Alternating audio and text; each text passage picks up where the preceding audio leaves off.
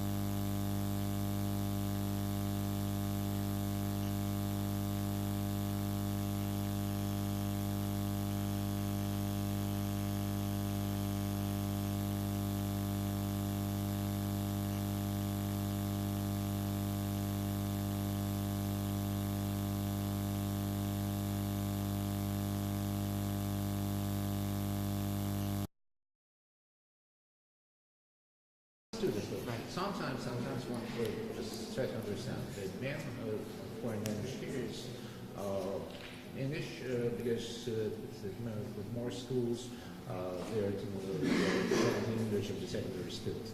As usual, we take the students from all Ukraine, maybe from the 24 regions of Ukraine, because of the situation. There's no courtesy. Sometimes we have a commission and they ask us, guys, you have a primary faculty, where's the degree on closing the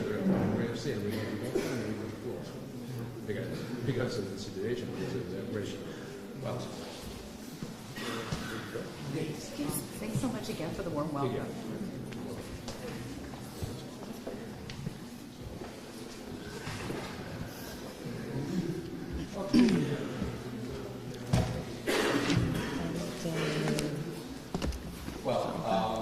Distinguished ladies and gentlemen, dear students, dear professors, colleagues, my name is Veslav Pilipovich. You remember I was student at this university.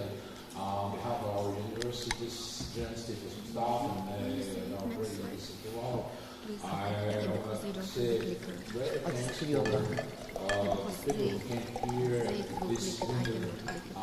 Very cold weather, but they have the curiosity and the urge to share with you all the greatest aspects of modern judiciary and modern judicial situation in the world. First, I want to say thanks to Mr. Девіда Вон, as maybe we'll just remember 3 or 4 years ago when we just speak about the future of judiciary in this country and throughout the world, we're saying that there's a very great challenge to be involved in the process of electronic dispute resolution. And that is the fact that, our guest from Canada, from Vancouver, Ms. Shennon Soltер, is one of the greatest and one of the first specialists in the field, because she managed the specialized court in electronic court, which is working with the commercial cases. And I want to say a great thank you for coming here, and then I want to present here's our auditorium. Here's all of the people who want to share with you all the knowledge. And I know that Odessa is a very specific city. Sometimes we are saying that there's a joke, a traditional joke in Odessa. So some people asking, well, guys, just try to explain us what do we have here. An Odessa newborn babies center for Jewish people, Jewish hospital, but we have no anywhere the situation with the characteristics of Jewish activity as a whole. Because everybody asks, because Odessa is not the city where people born. Odessa is the city where the people stay. And when we are staying in Odessa, you are the Odessa citizen. That's why let me introduce you to new Odessa citizen at our field, Ms. Shennon Soltер, and thank you for coming here, and thank you for USCD Common for doing that and commanding still. Welcome.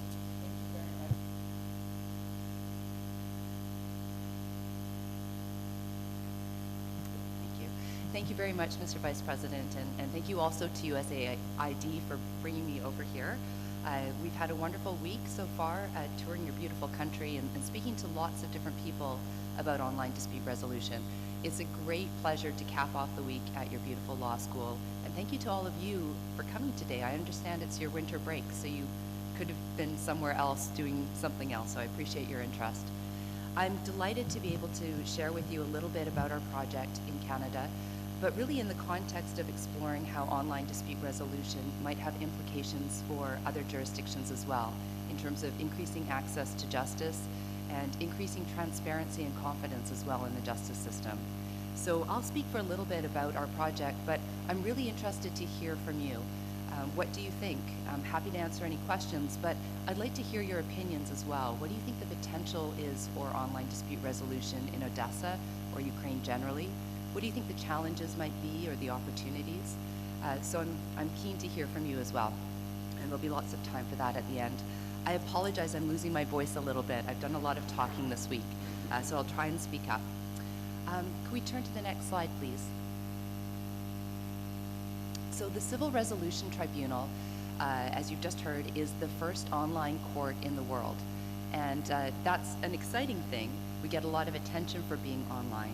But one of the things that makes us different from other online dispute resolution platforms is that we are integrated into the public justice system.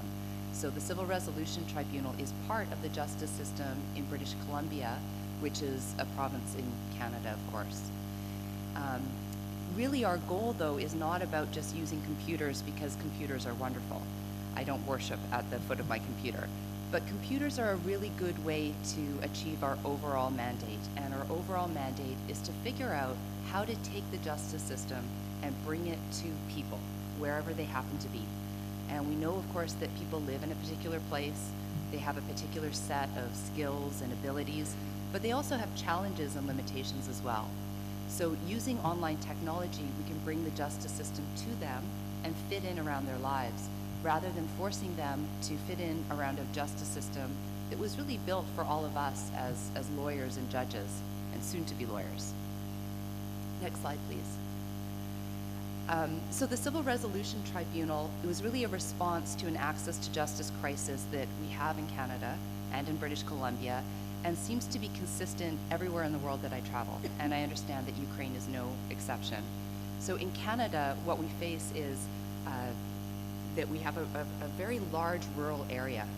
And I understand it's the same here as well. You have urban centers, but a lot of people live in villages and towns outside of them. And for those people, getting to a courthouse or getting access to legal services is really, really difficult. We also know that these cases, civil cases generally, are becoming more and more complex. And there's very little government assistance in terms of hiring a lawyer to help you with these cases. Our jurisdiction is over condominium neighbor disputes, as well as small claims disputes $5,000 and under.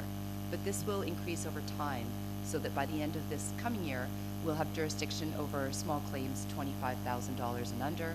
And the government in our jurisdiction is looking at expanding the court to other areas as well. I should say that we are the first online court, or were, but there are now other examples as well of online dispute resolution integrated into the court system. So in the United States, in Utah and Michigan, there are online dispute resolution programs in the court. And in the courts in the Netherlands, there's also an example. So it's an exciting idea and one that is becoming more and more common. But I think from what I've heard this week, there's a real opportunity for Ukraine to be a tremendous leader in Europe in this area, and really to be able to skip over some of the developments that other jurisdictions have had to go through that haven't worked terribly well in terms of increasing access to justice, and go directly to the forefront of technology and innovation in this area. So back to our access to justice crisis. We have real access problems in Canada. We have delays and backlogs in our courts. Accessing the courts is very expensive. Lawyers charge a lot of money, and it's difficult for people to navigate. And at the end of the day, what people get who are able to navigate all of the access, time, and cost barriers is really a very one-size-fits-all solution to their legal problem. So for every 100 people who go down to a courthouse in our jurisdiction and file a claim, only 2 of them will end up in front of a judge about a year and a half later. The other 98% will not. The other 98% will not have their day in court. And about half of those cases settle, but the other half just go away. People give up. They get frustrated, they run out of time and energy, and they walk away. This, as you can imagine, does not inspire confidence in our justice system. And so our idea is to flip the entire model. If we know that 98% of cases will not end up in front of a judge, then why have we structured our entire civil justice system around this idea that you will have a day in court? Next slide, please. So in developing the tribunal, we've been driven by some core principles. We've asked ourselves, and asked many of our stakeholders, if you're designing the justice system around members of the public instead of lawyers and judges, what would it look like? What would the key features be? And everywhere we can, we try and use evidence, statistics, and data to make decisions about how to structure the court. And if you're developing something for the public, it's really important to get them through it quickly, because there's lots of good evidence that says that the longer somebody has a claim in the justice system, the more it hurts them. It hurts their financial health, it hurts their mental health, it hurts their physical health. So we aim to get people through the process quickly, and we also give them a lot of flexibility about how to resolve their dispute. So in addition to being online, we help people resolve their dispute as early as possible, as cheaply as possible, and ideally by helping them reach an agreement instead of having a judge or tribunal member like me make a decision.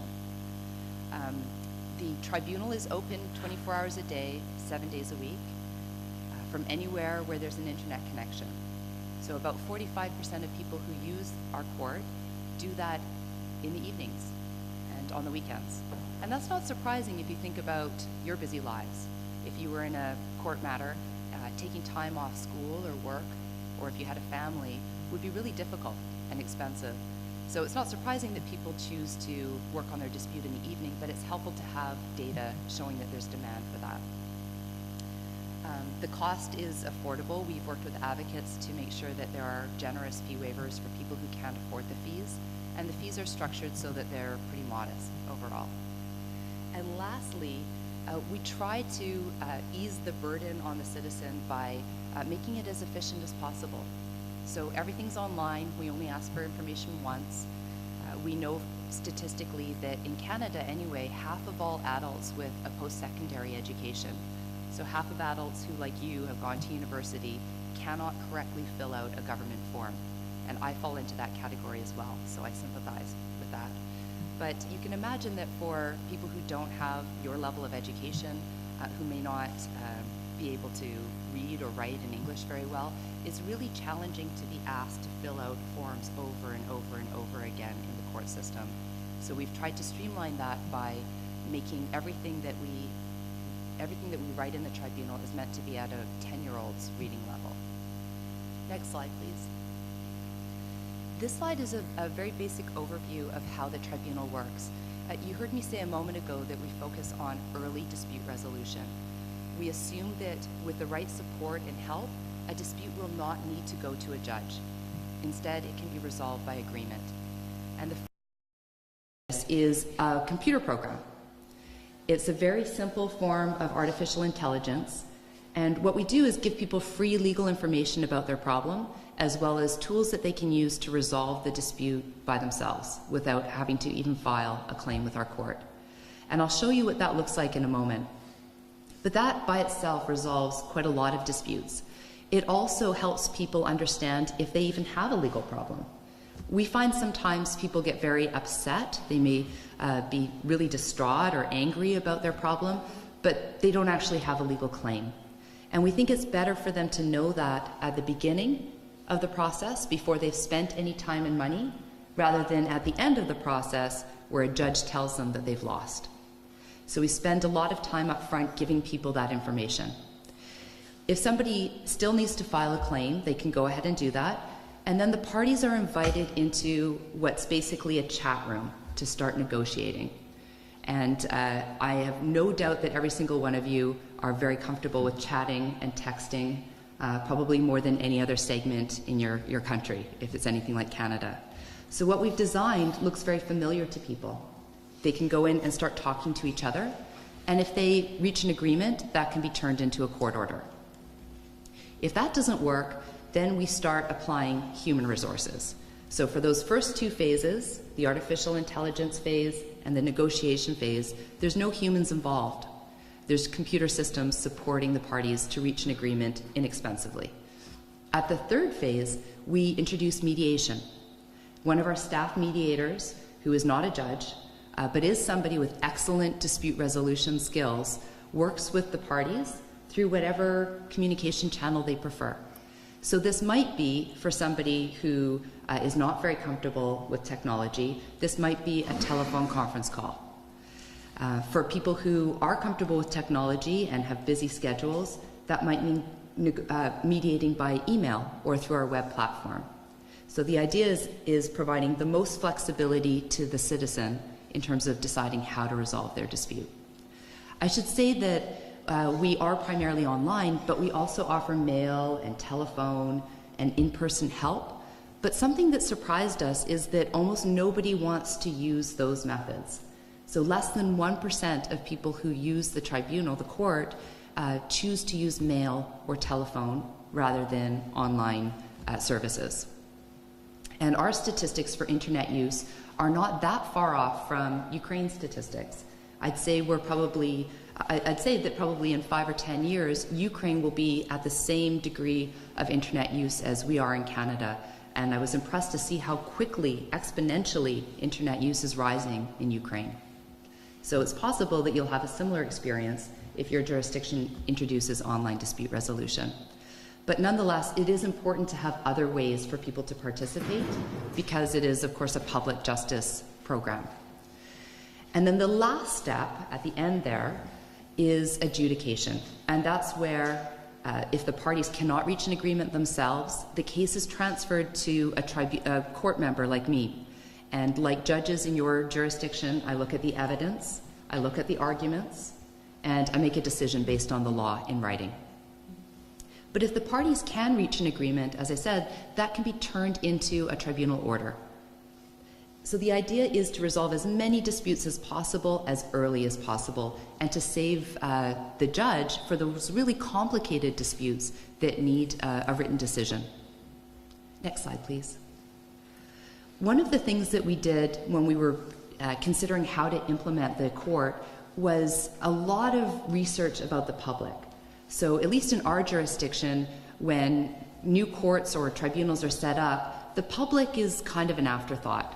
Nobody really talks to people about how they would like it to work or what they need or what they prefer, much less actually designing how that court or tribunal will be built with the public.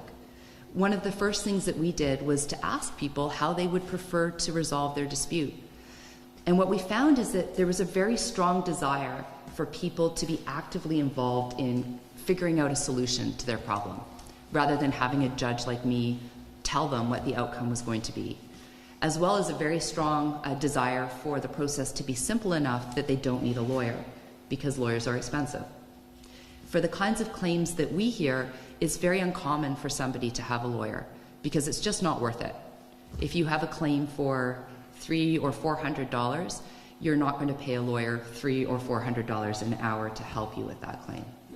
So we've designed a process that is very, very simple for an average person to use without the help of a lawyer. Next slide, please. And we also found, probably because there is so much frustration with the court system in our jurisdiction, that 81% of people would welcome the chance to use something like what we eventually designed, an online dispute resolution service. Next slide, please. This is a quick snapshot of what the technology looks like. It works best on a smartphone because we know that that's the piece of technology that most citizens are most likely to have. I would guess that all of you have a smartphone. Am I right? Can you raise your hands if you have a smartphone? So surprised. That's true. Does anyone not have a smartphone? No, don't answer that. I won't embarrass you by asking. But smartphones are the most common piece of technology that people have because many people won't have a computer, especially low-income people won't have iPads, but even low-income people in our jurisdiction usually will have a smartphone. That's what our advocates have told us. So it was important to us that the technology work on a smartphone and that it looked good on a smartphone and was easy to navigate. You won't be able to see this because it's really written in very small letters on that screen far away, but what it says is, what can the CRT do for you? So our focus is really about serving people and making it look simple and friendly and easy to use. I was impressed that your court websites actually do look pretty friendly and simple, but I can tell you that in Canada, court and government websites are not very easy to use and they don't look very friendly. We wanted to make sure that we were looking quite different from those ordinary websites. Next slide, please. There you go. Now it's a bit bigger. So somebody who is starting out with their claim would first go through this artificial intelligence system that I told you about called the Solution Explorer. And I'm going to give you just a basic sense of what that looks like. Next slide, please. The Solution Explorer comes from the idea that if somebody has a legal problem, it's not very useful to give them a textbook about law or a lot of information about that legal problem. For you, it might take you half a year or a year as law students to understand a particular legal topic. And for an average person with a legal problem, that's way too complicated, and they won't know how to apply that to their situation. So instead, what we do is ask them questions about their legal problem so that we can then give them very narrow pieces of plain language information, as well as tools to help them resolve it. So it's like a big filter. We start out with broad questions, and then we narrow in so that we can give them very specific information that's usable and understandable. Next slide, please. I'm going to walk you through an example with a loan or debt claim. This is a really common problem in Canada, and it's about 40% of our small claims disputes are loan problems. So people have borrowed money from a bank or a loan company, and they can't pay it back. So somebody with this kind of problem would click on that button, and then next slide, please. We start to ask some questions. So this is a bit far away for those of you towards me to be able to read. But what we're asking here is, can you tell me about your problem?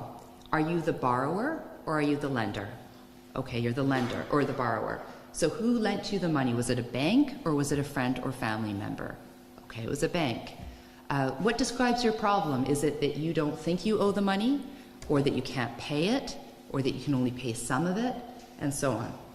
And so we start to get narrower and narrower about the person's legal problem, and as long as they're able to read simple sentences and click buttons, they can use this. So it's pretty easy to use. And this information comes from interviewing volunteer lawyers and asking them what the most common problems they encounter are with clients. Next slide, please. And once we understand somebody's problem, that they are a borrower who can't afford to repay what they owe, we can give them specific legal information. This is about 1 page or so, and it tells people what their options are for a loan situation where they can't afford to repay all at once. And we collect a lot of feedback from the public through this process. People can rate whether they like this or not. There's a red button at the end there, and it says not helpful. So if people are not finding this useful, they can let us know. And my staff reviews this every couple of weeks, and then we make changes to the system based on what people tell us about it. Next slide, please. So we give people legal information after asking them questions, but then we can also give them tools to help resolve their dispute themselves. So at this point, we ask people, what would you like to do? Your choices are propose a payment plan, start a claim with our court, get advice from a lawyer, and so on. Next slide, please. So if somebody wants to propose a payment plan, so go to the lender and say, well, I can't afford to pay the whole thing, but I can give you $5 a month. We help them figure out how to do that. So this is a tool for them to calculate how much they can actually afford to repay every month. Next slide, please. And then a letter that they can send to the bank and propose a repayment plan. So these letters are already pre-written. People can change them around if they need to, but what we found is that people are very intimidated about writing letters. They think that they're not lawyers, they don't know the legislation, they don't know how to write them in a way that they're confident about. And so we've already created these letters, hundreds of them in the system, that are already specific to the person's legal problem. And all they have to do is put in their name and address and sign them. Next slide, please. And that's the end. They reach a summary page, and at this point they can go and send that letter, try and negotiate with the other person in their dispute, or they can start a claim with our tribunal, and they can do that directly from this website. Next slide, please. This is just a very quick snapshot of our online application form, and I know that forms are really, really boring, so I'm not going to spend very much time except to say that This forum is a bit different from most court forums in our jurisdiction. Why? Because we designed it with the public. So we test absolutely everything that we create in our court, and we first test it with community advocates. We've met some of the community advocates in your jurisdiction this week, and I've been really impressed by the work that they do, as well as their strong support for something like this. And I think they see ways that this could help their clients better access the justice system. In our jurisdiction, we have a group of advocates, people who represent people with disabilities, people who don't speak English as a first language, mental health issues, and they test our forms and our technology and our rules and our fee structure. They test everything. They're the first stop. Because we think that if what we design will work for them, then it's likely going to work for the public generally, and definitely going to work for lawyers. So we first test with the advocates, and then after we incorporate all of their feedback, we test with random members of the public. So we get members of the public to sit down and fill out our form and give us their feedback, and we interview them, and then we make a bunch of changes. And then we test with the lawyers last. So we start with the most vulnerable users, but not the loudest users. The lawyers are always the loudest, but they don't always have the best understanding of how members of the public will use the tribunal. So that's all I wanted to say about the forum. I think as a result of this, the forum is very simple and easy to use, and we don't get a lot of questions about how to use it, which is better for people. Next slide, please. Sometimes people are concerned that online dispute resolution will dehumanize the process, that people will be treated as files and numbers, and we will lose the human face of the public. I don't think that's true. I think that that depends on how you design the court, how you design the technology, and how you include people. We try to humanize the tribunal in a variety of different ways. One of the ways we do that is we ask people while they're filling out the application form if they have special needs that require us to communicate differently with them or support them in different ways. So we ask people if they have difficulty with language or reading, if they have a visual impairment or a hearing impairment or a mental health issue. And this is not information that goes to the other parties, but if somebody says, for instance, that they have a visual impairment, that they're blind, one of our staff members will call that person and ask them how the tribunal can help support them through the process. And usually that's something really simple. Sometimes it's things like having telephone conference calls instead of relying on written material. So things like this have gone a long way in terms of actually increasing the service to people who traditionally have had a really hard time accessing our court system. Next slide, please. So once a party has filed an application form, they go into this negotiation phase, which I mentioned before. Again, it looks like a chat room. It doesn't resolve a huge number of disputes. About 10 or 15% of disputes are resolved at this stage, but it doesn't cost anything either, and it happens while we're waiting for a mediator to be assigned. So it's an effective way to get rid of some of those simpler cases so that people can just move on with their lives. Next slide, please. Mediation is where most of the disputes that actually come into the tribunal are resolved. Our mediators, again, are people who are really, really good at helping people reach an agreement. They're not all lawyers, some of them are, but again, the focus there is excellent dispute resolution skills.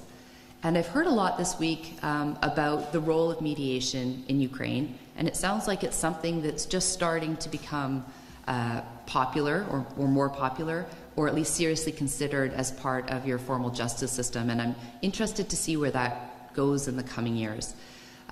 Mediation is often treated in our court system as a bit of an add-on. It's not treated very seriously. The work of judges is treated seriously, but mediation is treated as just something you sometimes have to do to get to the judge. We're trying to change that. So mediation is central to our court. It is the core of what we're doing. And in many ways, the tribunal member supports the mediator to ensure that the process is effective. So again, very flexible, people can participate however they want. And the mediator can also be very honest with people about their claim. So if you have two people in a dispute and one of them wants the court to order the other party to apologize, which is not something a judge can order, then the mediator can take that party to one room and sit down with them and say, look, the judge is never going to order that. That is just not something that's going to happen. And we call that a reality check. We give them a blunt, honest assessment of their dispute. So all of these tools help people to reach an agreement, and that agreement is turned into a tribunal order, a court order, if they are able to reach one. Next slide, please. And then lastly, the adjudicative phase is where a judge makes a decision based on the law. And by the time the case gets to this stage, we know that it's complicated, we know that the parties can't agree, and we know that a judge needs to make a binding decision. So our tribunal members work remotely, our judges work remotely, and they receive evidence electronically. So the parties upload their evidence and their arguments, and the tribunal member looks at all of that, writes a written decision, and then emails their decision to the parties. And all of our decisions are published on our website as well. Again, we aim for these written decisions to be written at the reading level of an average 10-year-old, but I have to tell you, it's really difficult to get the lawyers in our jurisdiction to write in plain language. That's a challenging thing that we're still working on. And as I mentioned, these are enforceable court orders. Next slide, please. If you're interested in going to our website, you can look at our decisions. They're all published. And I think this is really important because it gives the public confidence in our decision making. We don't just have a list of decisions. People can search our decision database by the tribunal member or by the topic. So if somebody wants to find out if I always decide in favor of one kind of party, they can use our own website to do that research. And I think that's important in terms of accountability and transparency. Next slide, please. I won't go over this in detail, except to say that, again, I think you can use technology to lower barriers to access to justice, or technology can increase those barriers. And those are all questions of design. How do you design a system so that it includes as many people as possible? And when we talk to community advocates, people who represent those who have the most difficulty accessing justice, what they asked us to do were not very complicated things. They were not technology-based things. What they asked us to do was to make sure that our staff were trained to communicate with people who come from various backgrounds. So we've given our staff a lot of training on mental health issues, on disability issues, on cultural competency, and there are a variety of ways that we try to make sure that the tribunal is as inclusive as possible. Next slide, please. I've learned this week that in Ukraine, it's actually pretty common for courts to be introducing user satisfaction surveys, to be asking participants what their experience was when they went through the process. And I also understand that's something that USAID has been very involved in implementing with its partners. This is not a common thing in Canada. In fact, we're the only court that actually asks people who use the court what they think about it. And the idea of doing this is pretty scary to some of the courts as well. They're a little worried about what the results might be. We treat it as a really important source of information about how we can improve. So we don't ask people if they agree with the outcome of the decision. That's a question for the Court on Appeal. So people can appeal the decisions of our court to a higher level court. But we do ask them whether they were treated fairly by our staff members and our tribunal members. We ask them if they understood the process, if it was easy to understand. And we also ask them how the technology worked for them. And as you can see, it's early days, but our satisfaction numbers with those indicators is pretty high. There's definitely room for improvement, but it's a good starting place, and it's certainly a higher level of satisfaction than people have with the traditional court system. To me, the most important thing there, the important indicator, is that they were treated fairly. Because whether somebody is successful or not successful in their claim, I want them to have confidence that they got a fair process. Next slide, please. And we're nearing the end here, in which case I'll turn it over to you, but the process that we've taken here is to start small. If you think about neighbor disputes and condominium disputes and small claims disputes, these are problems that are important to the people who have them, but they are not life or death issues. People are not going to jail because of their debt claim. People are not losing custody of their children, for example, with these kinds of claims. So they were a good starting point to test online dispute resolution. And that's something that we're exploring this week in talking to stakeholders in Ukraine. What kinds of disputes would work really well for online dispute resolution in Ukraine? Our approach was to start with one dispute type and then add on, and that's where we're going. We're going to be expanding our jurisdiction, but we're also looking at how we can use data, all of this information that we can collect through the technology, to get better. And courts, at least in Canada, are really terrible at collecting data, and they're terrible at analyzing data. And unfortunately, this means that it's really hard to make good evidence-based decisions about your justice system when you don't really have any data to base it on. We're analyzing our data, we're publishing it, and we're using it to figure out how we can improve our processes. And that's exciting. It's an exciting way to use the technology, again, to increase access to justice. So I hope that this has been relevant and interesting. I'm happy to answer any questions, but I also want to hear from you. You understand probably better than most what the future holds for the legal system in Ukraine, what your role is going to be in it, and you're coming into the legal system at a time when there's a huge amount of change globally in the way that legal services are delivered, and in your lifetime, courts will look very, very different. Probably very, very different from what I've shown you. Probably, hopefully, a lot better. And so I want to hear from you. What do you think?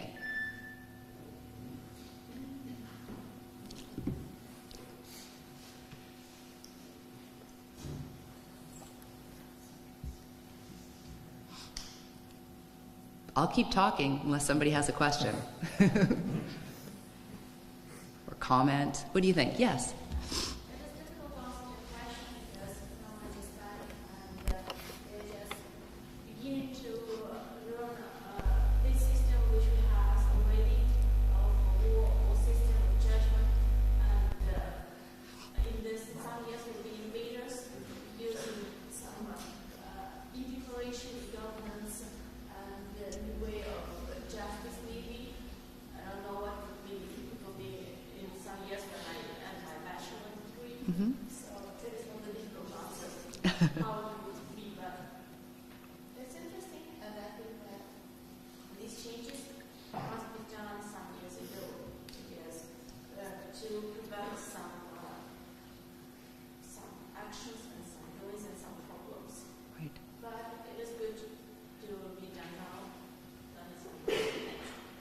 Thank you.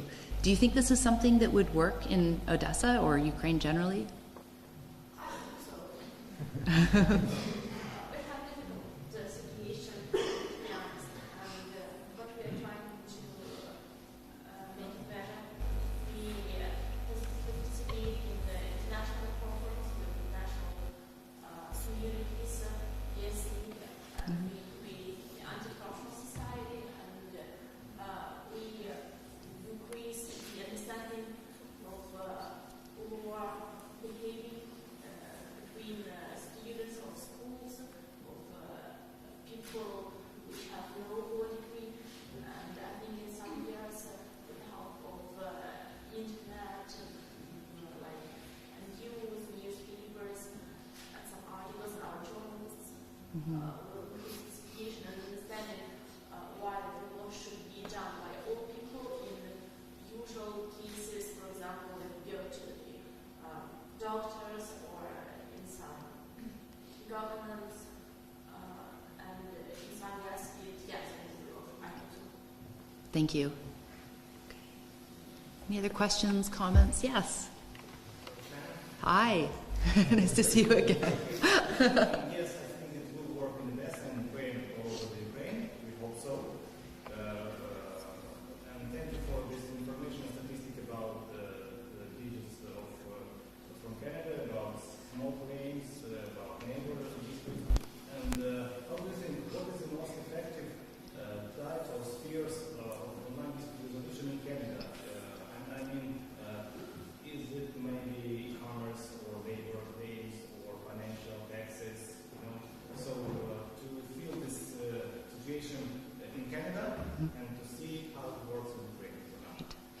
What I've seen from experience not only in Canada but also other jurisdictions is that there are some kinds of issues that are a really good place to start in testing online dispute resolution for a few reasons. Some of them are operational reasons. They're simpler. Others are cultural reasons that we're more willing to test online dispute resolution with disputes that lawyers typically don't get involved with, or where the interests are not so serious, as I mentioned before. So when you look at some of the issue types that are successful, they tend to be ones where it's a narrow legal issue. You're not having to apply 10 laws, and where there isn't a ton of evidence. You know, there might be just one contract or a ticket, one or two documents, and where there's a really good chance that the parties can settle their dispute. So those are some of the indicators, and if you look at examples around the world that I mentioned at the outset, small claims are a good example for that, especially debt claims. In Michigan, online dispute resolution is being used for traffic violations, so speeding, parking offenses, and that makes sense, right? People otherwise would have to take time off work, go down to the courthouse, the police officer has to take time off work and go down to the courthouse, the judge has to be there to decide. These are cases that could really quickly be determined online. We also see examples where online dispute resolution has been used for family cases. Those are much more complicated. Pardon me? Yeah, sorry, family law cases, so divorce, child support, alimony, and that makes sense too, because the tools that a judge has in family cases are really blunt. It's like using a nuclear bomb to do brain surgery. It's very, very blunt. Whereas these are emotional cases about humans and children, and focusing on fitting in around those families' lives and also mediating, reaching agreements is usually better for the kids, better for the children, better for the parties. So there's huge potential there, and I don't think, just as a general comment, that we know the limits yet of online dispute resolution.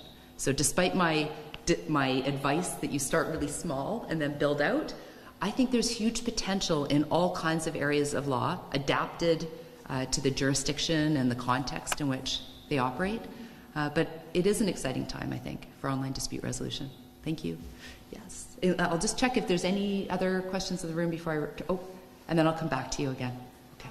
Oh, sorry, I'm gonna just give her a chance and then come back to you. Yeah, I wanted to say that for me this project is really... Use your mic, please. I have to... Oh, and then push the button. Yeah. What, the button? The square one. Yes. Yeah. So I think that this project is really helpful, and also, despite of our unpleasant situation in Ukraine now, I think it will definitely work, because technologies are becoming more and more popular, of course, around teenagers, and also, as you have previously mentioned, this project is affordable for people, and I think this is the main thing that is important for Ukraine now, because I think that maybe 70–80% of people, citizens that are living here, are not able to pay such big amounts of money for finding the lawyer, for his job, and for this process. They do not have such jobs that can provide them with such a salary. That's why I think it will really gain popularity in Ukraine. Thank you. That's good feedback. Yeah. How long time this procedure from the point when I come to the website to create a letter to judge's decision? That's a great question. So the question is, how long does it take from filing an application to having your dispute resolved if it has to go all the way to a tribunal member? Our goal would be for that to take between 60 to 90 days, but we're not there yet. That's one of our key performance indicators, though. So one of our key goals is to make sure that that time is really short. In our court system, it takes about 18 months. So 18 months. So right now we're averaging about 6 months, 5 or 6 months, but we're trying to use technology and better systems to bring that down. Yeah. Any other questions or comments? Okay, I have some questions. Okay. I want to maybe some students. Anybody? So we all think this is a great idea, right? That's what I take from your lack of questions. No? Yes. Excuse me, please. What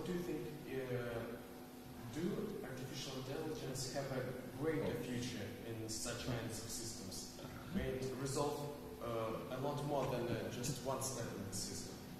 That is a great question. So for those of you who didn't hear, the question is, does artificial intelligence have another role to play in resolving these disputes beyond just the question and answer system at the beginning?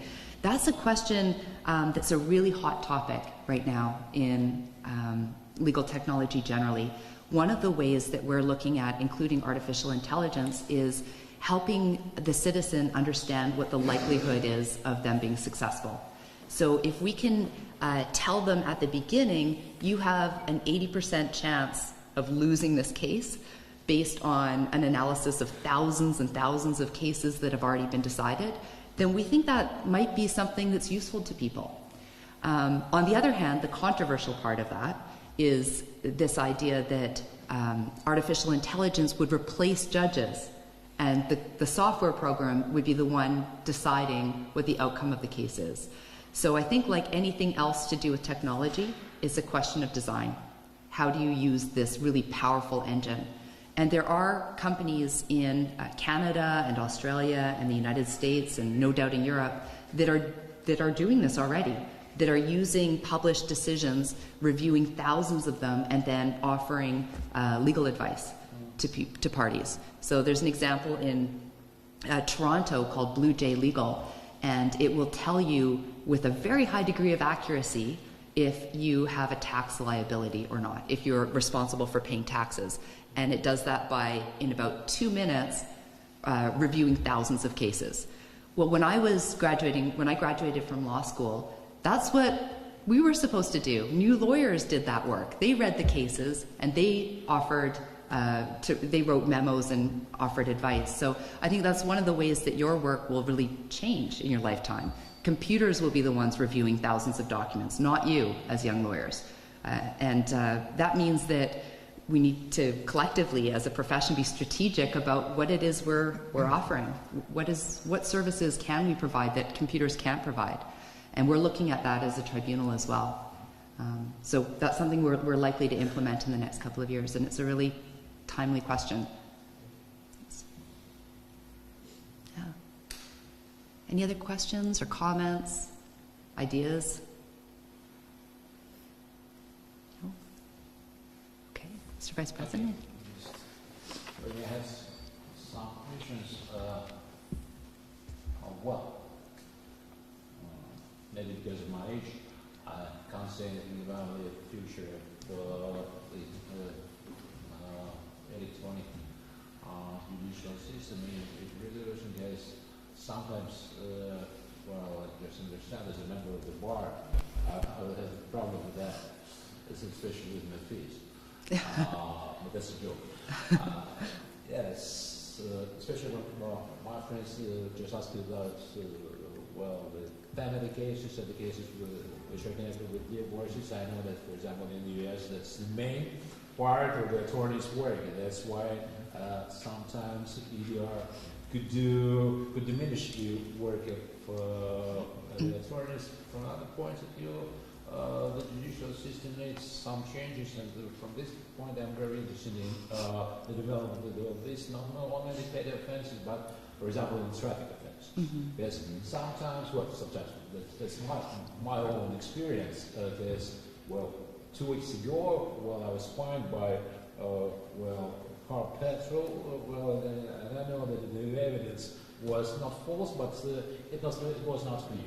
Okay. But if I came to the court, I have to spend my time, I have to pay money which exceeds the sum of the fine. And I just decided, guys, let's find me, that would be simpler if I came to the judiciary and work with it.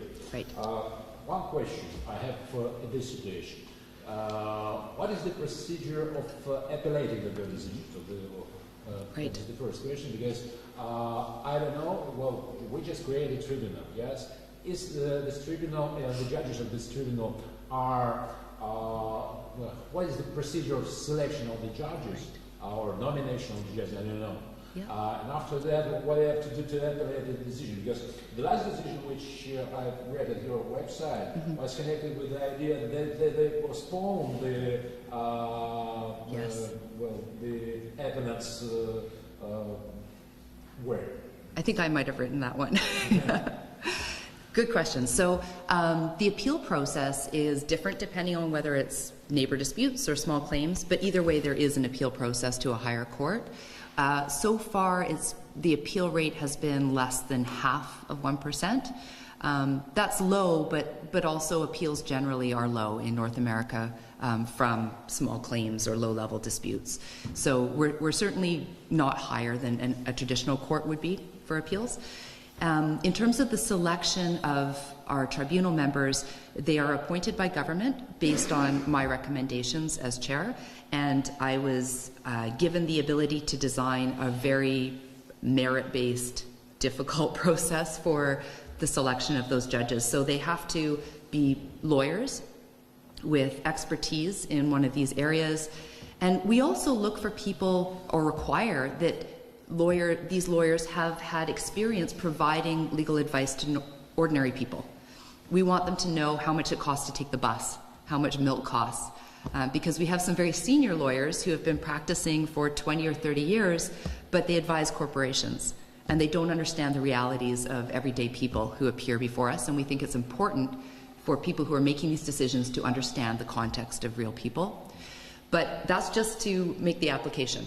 After that, we rank everybody based on their scores, and then shortlisted candidates have to write a decision that is anonymous and graded, and then we make another shortlist, and then there's an interview based on substantive law and situational questions, testing their judgment, fairness, and knowledge of the law. And after that, we do due diligence. We check with the Law Society and check with their references, make sure that their resume is what they say it is, and then I make recommendations to government. So far, 100% of my recommendations have been accepted. The government just appointed 30 new tribunal members, and they were all the people that I recommended. There's been zero political interference, which is good. Okay, one more question. You response our students your presentation that one of the main features of this tribunal is working with the plain language. And then we astonished how do what is the process of working with the plain language? Because I know that, for example, in Great Britain, they now just want to spend $1 billion for plain language in legal cases. It's a lot easier if you just do that from the beginning, which is what we're trying to do. So we've got about 140 decisions on our website, and our tribunal members have had training on how to not write like a lawyer, how to write like a normal human being, basically how to unlearn everything that they learned in law school. And the longer that they have been practicing, the harder it is to persuade them not to use Latin, which is very common in common law jurisdictions, not to use words that are this big when you can use a word that's that big, how to write in short sentences. So our website, everything that we write is meant to be pretty plain language. You can see it even in that poster. But the hardest part is getting the tribunal members to write that way. So we do what's called peer review of each other's decisions. We read each other's decisions, and a lot of my feedback is, cut that down, make it shorter. Why are you saying notwithstanding this or that when you can just say and, or whatever it is? So it is a work in progress. It's a hard thing to do, but I think we are setting an example for the court in terms of how you can take complicated ideas and explain them in a really simple way. I forgot to mention this at the beginning, but we engage law students in our work. So in British Columbia, there are several law schools, and we've partnered with some of them to have students develop the material and the content for the Solution Explorer, for the question and answer period. So we have internships where students create those questions and answers, create the artificial intelligence, parts of the artificial intelligence system, and then that content is loaded onto our website. And it's interesting because to be able to do that work, you have to understand the law really, really well to be able to take this complicated area and explain it in a simple way that normal people will understand. It's hard work, and the students, I have to say, are much, much better at it than our staff, because they're still, they're excited, they're interested, they're so smart, and they understand still the way that normal people would interpret this information. So they're perfect for this kind of work. And I've had the pleasure of meeting with various law schools this week, and it's exciting to maybe explore the potential for the introduction of courses that deal with legal technology and online dispute resolution. Just remember the fact when I was a young professor, and one of my students just prepared a course paper, I don't remember, on criminology, because I was a criminologist, and that's why this course paper was connected with the culture of gangs, and it was written by the language, by the gang language, in a way that yes, in a way that clients could understand. Like Russian mafia just communicate. So, well, the case of communication is, well, just, do you think that there is a conflict of interest between the professional lawyers understanding what law is and people's understanding of law is? Because sometimes we have, in the European Court of Human Rights, we have some of the decisions which are, especially with the Article 7 of the European Convention on Human Rights and Freedoms, we have some decisions which are connected with the idea that plain version is not connected with the understanding of the sense of law. I don't know whether it's right or not, for example, in Canada or in the US, in Europe. For example, just not only the CHR, but the European Court of Justice, the last decision of the European Court of Justice in December, the so-called Terrica case, which was connected with the idea that national legislation can't be used in criminal matters if we sign an international agreement. That's why the characteristics of international language could be at the first place. That was astonishing for me, because well, contradicts the principles of legality and sovereignty, especially in criminal cases, but the cases that we have that. And maybe, I don't know whether it's right or not, but if I'm not mistaken, somewhere in Europe they are trying to use the electronic resolution in criminal matters too. Well, the plain version. Now, David said that there was a conflict between the members of the bar of France and the people who was involved in this process. I think there can certainly be a conflict of interest between lawyers and projects like this which aim to simplify the process. I'm going to be really blunt. I don't think that society owes lawyers a living. Okay. I don't think that as a lawyer you're entitled to make a living.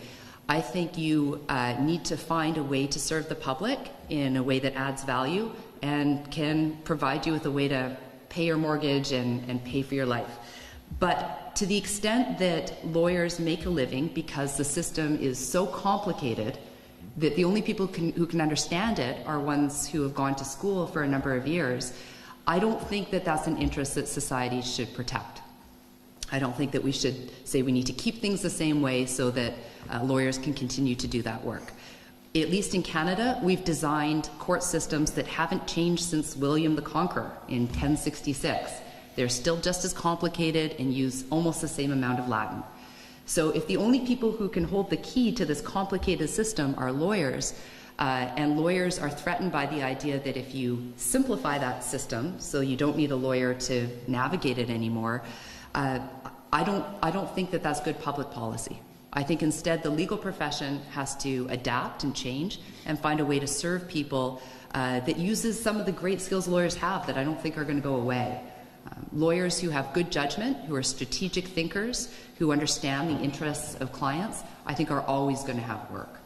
Lawyers who rely on their understanding of outdated systems to earn a living, I think are going to have a harder time in the coming decades. And that's a real challenge for legal education as well, because in our jurisdiction, legal education is based on do you understand what the law is? Well, these artificial intelligence systems are better at it than any of us could be, and they're a lot faster and cheaper. And so the way that we teach in law schools, I think, has to change. And I say this as a part-time professor as well, who is facing this challenge in the courses that I teach in my law school. Yeah.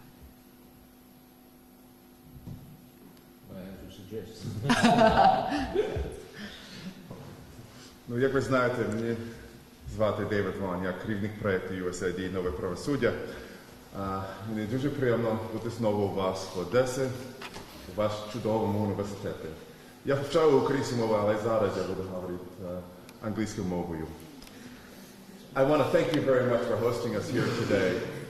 We are now in the process of designing, together with Shannon, together with your local legal and judicial community, a program that will promote online dispute resolution in this region.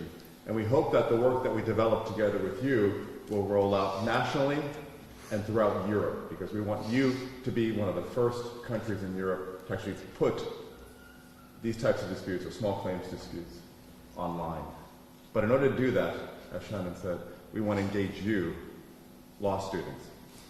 And I want to see, by a show of hands, how many of you would be willing to work with us, to volunteer to work with us in designing an online dispute resolution platform and pilot it here in Odessa. How many of you want to work with us? Students. One, two, three. Some. I'm going to collect names. And we really want you engaged in this process from the very beginning. And the manager on our project, who will lead this process and work directly with you, is Olga Nikolaeva. She's a Ukrainian lawyer, a resident of Ukraine. And we want to work with you, really. It's important for us to engage you at this early stage in designing this program. So Olga will tell you about the next steps in designing an online dispute resolution platform together with you, and you'll be seeing us a lot in the coming months. Thank you, David. Дякую, Девід. Я українська. Українською, так, будь ласка. Дуже дякуємо за те, що ви знайшли час для нас, хоча я знаю, що у вас зараз і канікули, і практика, але ви прийшли, це дуже таке позитивне справляє враження, тому що я теж була студенткою. Що я хочу сказати, це те, що зараз цього тижня ми провели дуже багато зустрічей, в нас дуже багато інформації для роздумів. Шеннон вже їде додому, і вона буде працювати над звітом. Вона буде думати про рекомендації, які вона може нам надати з огляду на досвід Ванкувера в цій сфері. І також вона зробить оцінку ресурсів, які вона побачила в нас.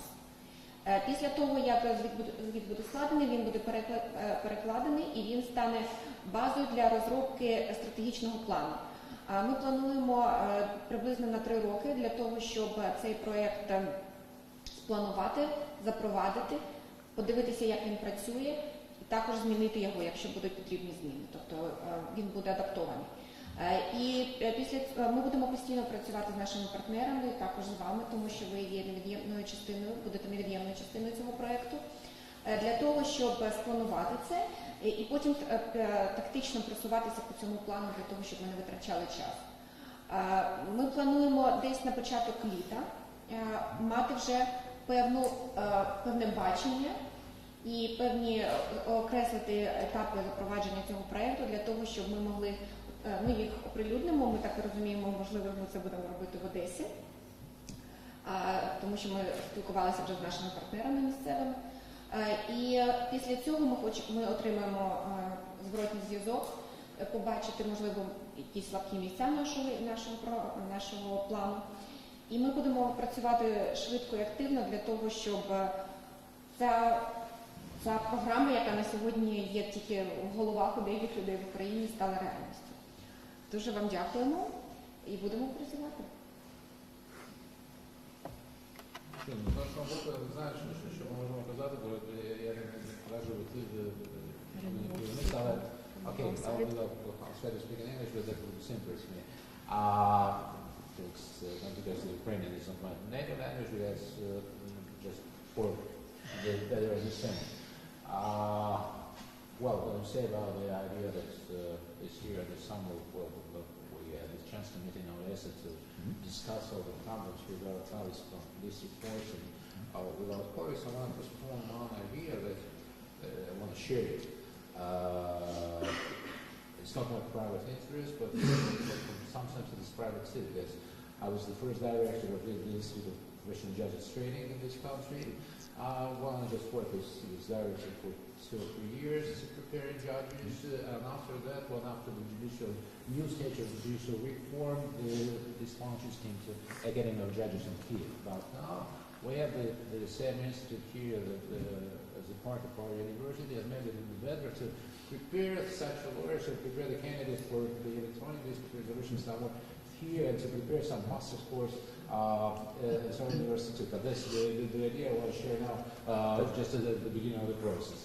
The other point of view, yes, I just thought David and some of the colleagues, you know that I'm very proud that this year we have just prepared the new English-Ukrainian dictionary on case law. One years the cases of Supreme Court of the U.S.,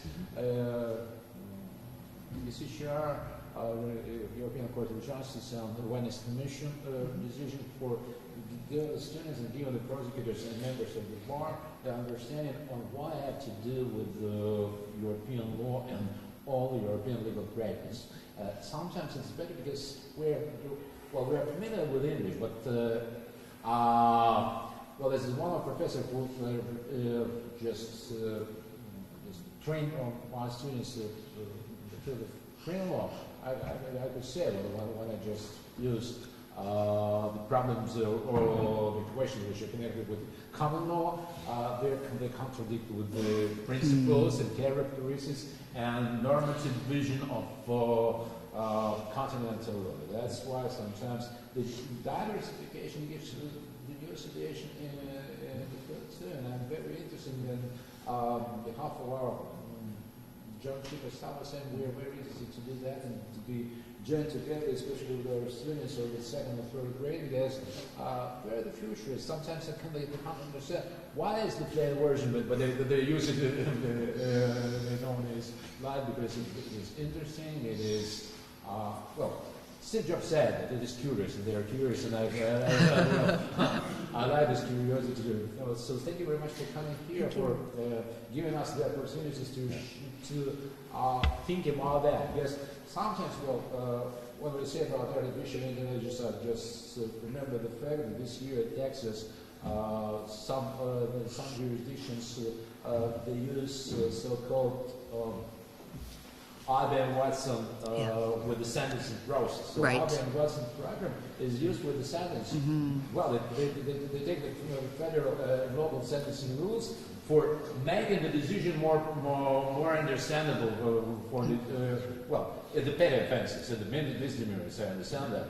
It's not the felonies, but that is the beginning of the process.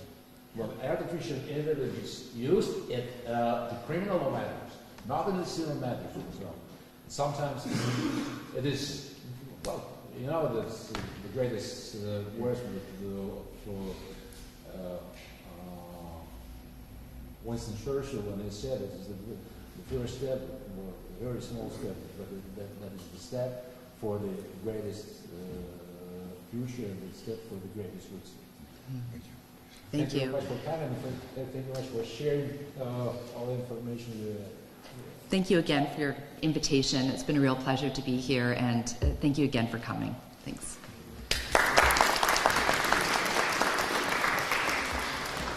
And if you're interested in working with us, we need your name and email address, okay? Come. Yeah, but I want to get them lined up now. Thanks for mentioning our anti-corruption book. Do you want to work with us on this initiative? Yes. Let's get a name and email. It is my pleasure. Yeah, please, just shoot.